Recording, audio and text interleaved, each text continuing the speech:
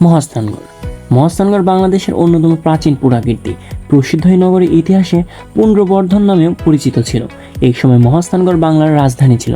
যীশুখ্রিস্টের জন্মেরও আগে অর্থাৎ প্রায় 2.5 বছর পূর্বে এখানে সভ্য জনপদ গড়ে উঠেছিল।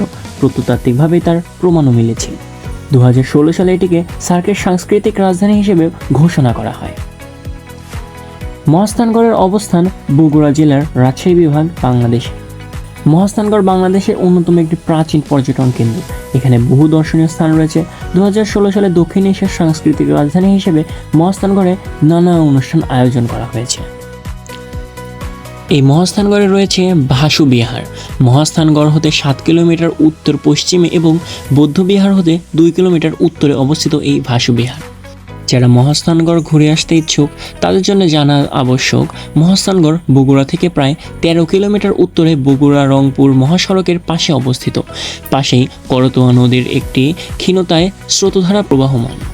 রাস্তাটি জাহাজঘাট ও জাদুঘর অবধি গিয়েছে।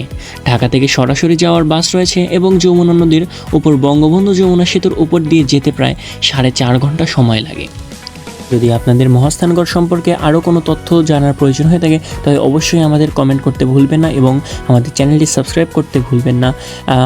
আজকের জন্য এ পর্যন্ত শেষ করছি। আগামীতে আপনাদের সকলের সাথে আবার নতুন কোনো পর্যটন এরিয়া বা অন্য কোনো বিষয় সম্পর্কে আলোচনা করা হবে। ততক্ষণ ভালো থাকবেন, সুস্থ থাকবেন। আল্লাহ হাফেজ।